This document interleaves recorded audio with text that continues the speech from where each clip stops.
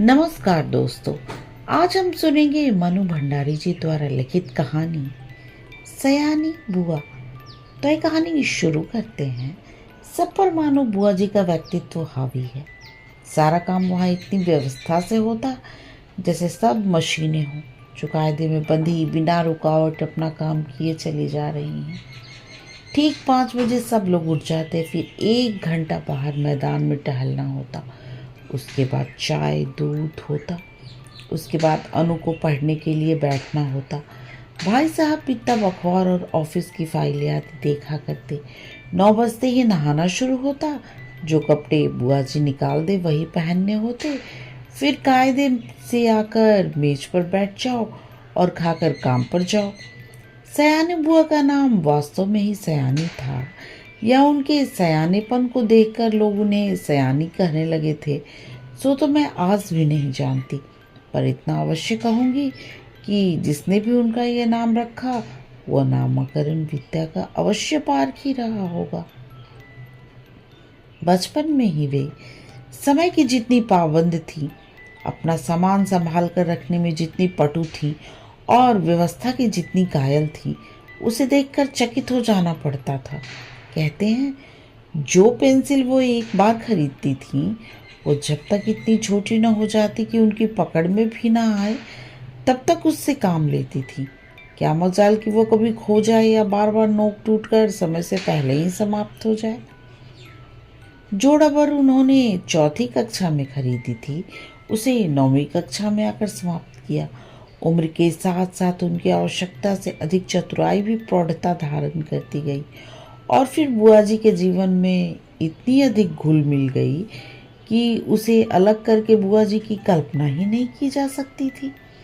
उनकी एक एक बात पिताजी हम लोगों के सामने उदाहरण के रूप में रखते थे, जिसे सुनकर हम सभी खैर मनाया करते थे कि भगवान करे वे ससुराल में ही रहा करें, वरना हम जैसे अस्त व्यस्त और अव्यवस्थित जनों का तो जीना ही हराम हो जाएगा।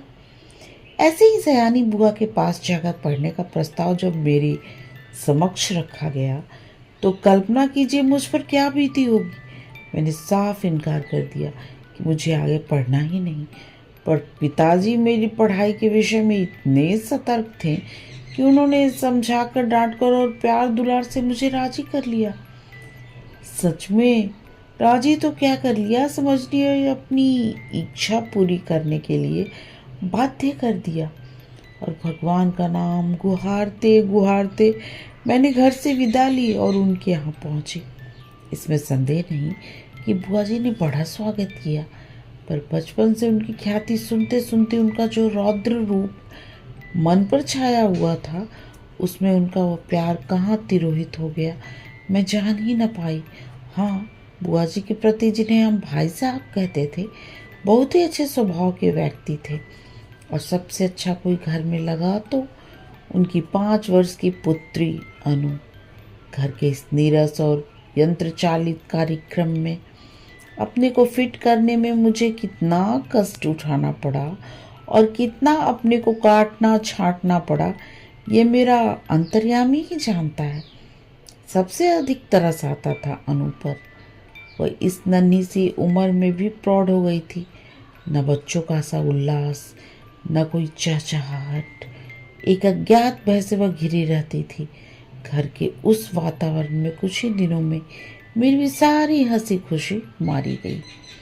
यो बुआ जी की गृहस्थी जब में 15 वर्ष बीत चुके थे, पर उनके घर का सारा सामान देखकर लगता था मानो सब कुछ अभी कल ही खरीदा हो। गृहस्थी जमाते समय जो कांच और चीनी के बर्तन उन्होंने खरीदे थे आज भी ज्यों के त्यों थे, जबकि रोज उनका उपयोग होता था। वे सारे बर्तन स्वयं खड़ी होकर साफ करवाती थी। क्या मजाल कोई एक चीज भी तोड़ दे। एक बार नौकर ने सुराही तोड़ दी थी। उस छोटे से छोकरे को उन्होंने इस कसूर पर इतना पीटा था। तोड़फोड़ से उन्हें सख्त नफरत थी। ये बात उनकी बर्दाश्त के बाहर थी। उन्हें बड़ा गर्व था कि अपनी इस सुव्यवस्था का वे अक्सर भाई साहब से कहा करती थी। यदि वे इस घर में ना आती तो न जाने बेचारे भाई साहब का क्या हाल होता। मैं मन ही मन कहा करती थी, और चाहे जो भी हाल होता, हम सब मिट्टी के पुतले न होकर कम से कम इंसान तो अवश्य हुए होते। बुआ जी की अत्यधिक सतर्कता और खाने पीने के इतने कंट्रोल के बावजूद अनु को बुखार आने लगा। सब प्रकार के उपचार करने कराने में पूरा महीना बीत गया, पर उसका बुखार न गया। बुआ जी की परेशानी का पार नहीं। अनु एकदम पीली पड़ गई। उसे देखकर मुझे लगता मानो उसके शरीर में ज्वर के कीटाणु नहीं, बुआ जी के भय के कीटाणु दौड़ रहे हैं, जो उसे ग्रसते जा रहे हैं। वो उनसे पीड़ित होकर भी भय के मारे कुछ कह तो सकती नहीं थी, बस सूखती जा रही थी। आखिर डॉक्टर्स ने कई प्रकार के परीक्षणों के बाद राय दी कि बच्ची को पहाड़ पर ले जाया जाए और जितना अधिक उसे प्रसन्न रखा जा सके रखा जाए। सब कुछ उसके मन के अनुसार हो, यही उसका सही इलाज है। पर सच पूछो तो बेचारी का मन बचा ही कहाँ था। भाई साहब के सामने एक विकट समस्या थी। बुआ जी के रहते यह संभव नहीं था, क्योंकि अनजाने उनकी इच्छा के सामने किसी और की इच्छा चल ही नहीं सकती थी। भाई साहब ने शायद सारी बात डॉक्टर के सामने रखी। तभी डॉक्टर ने कहा कि माँ का साथ रहना ठीक नहीं होगा।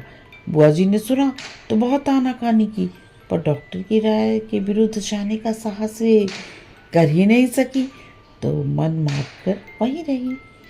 जोर शोर से अनु के पहाड़ जाने की तैयारी शुरू हुई।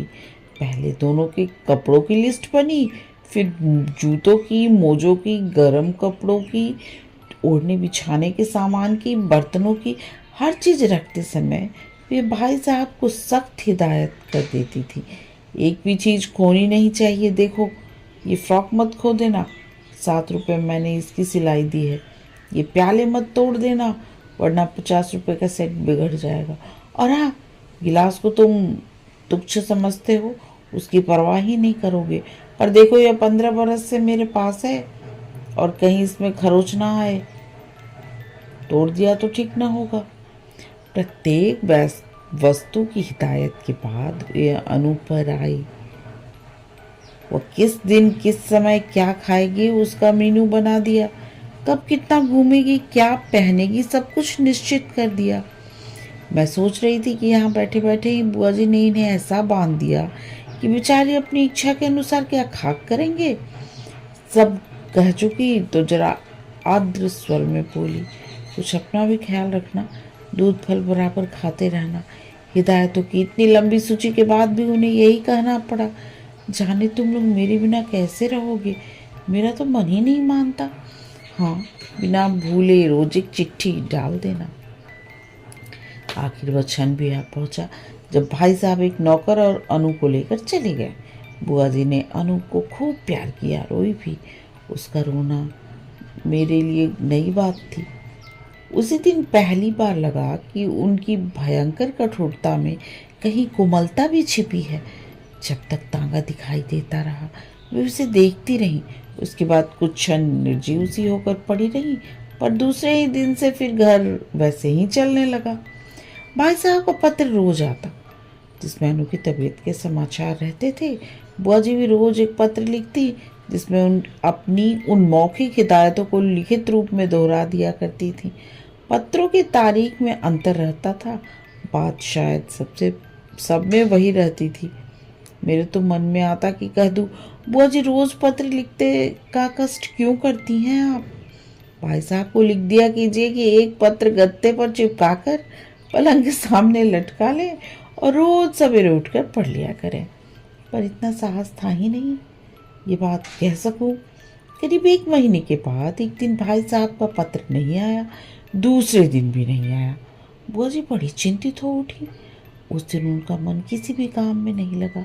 घर की कसी कसाई व्यवस्था कुछ शिथिल सी मालूम होने लगी। तीसरा दिन भी निकल गया। अब तो बुआ जी की चिंता का पार नहीं रहा। रात को मेरे कमरे में आकर सोई, पर सारी रात दुस्वप्न देखती रही और रोती रही, मानो उनका वर्षों से जमा हुआ नारित्व पिघल पड़ा था और अपने पूरे वेग के साथ बह रहा था।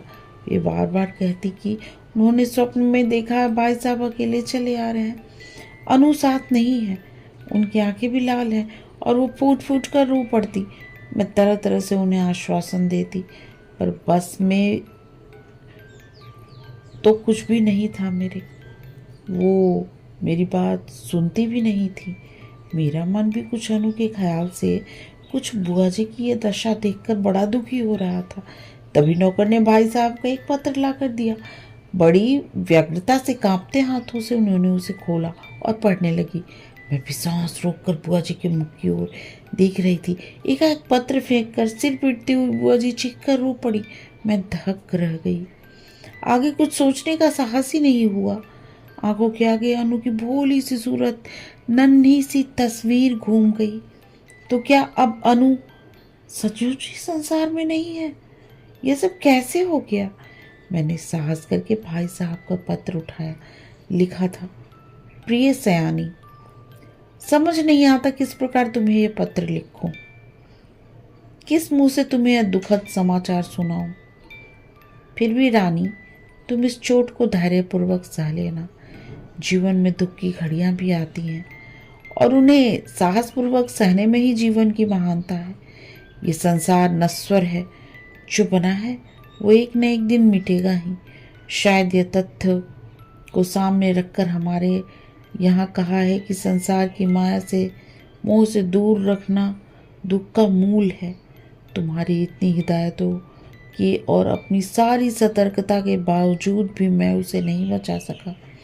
इसे अपने दुर्भाग्य के अतिरिक्त और क्या कहूँ। ये सब कुछ मेरे ही हाथों होना था। आंसू भरी आंखों के कारण शब्दों का रूप अस्पष्ट से अस्पष्टतर होता जा रहा था और मेरे हाथ कांप रहे थे। अपने जीवन में यह पहला अवसर था जब मैं इस प्रकार किसी की मृत्यु का समाचार पत्र पढ़ रही थी। मेरी आंखें इस शब्दों के पार करती हुई जल्दी जल्दी पत्र के अंतिम हिस्से पर जा पड़ी। धैर्य रखना मेरी रानी, जो कुछ हुआ उसे सहने की और भूलने की कोशिश करना। कल 4 बजे तुम्हारे 50 रुपए वाले सेट के दोनों प्याले मेरे हाथ से गिरकर टूट गए। अनु अच्छी है, शीघ्र ही हम लोग रवाना होने वाले हैं। 1 मिनट तक मैं हतबुद्धि सी खड़ी रही, समझ ही नहीं पाई ये क्या हो गया। ये दूसरा सदमा था। जो ही कुछ समझी, मैं जोर से हंस पड़ी। किस प्रकार मैंने बुआ जी को सत्य से अवगत कराया, इसे मैं कोशिश करके भी नहीं लिख सकूंगी, पर वास्तविकता जानकारी। बुआ जी भी रोते रोते हंस पड़ी। 5 आने की सुराही तोड़ देने पर नौकर को बुरी तरह पीटने वाली बुआ जी 50 रुपए वाले सेट के प्याले टूट जाने पर भी हंस रही थी। दिल खोल कर हंस रही थी, मानो उन्हें स्वर्ग की निधि मिल गई हो। कहानी समाप्त।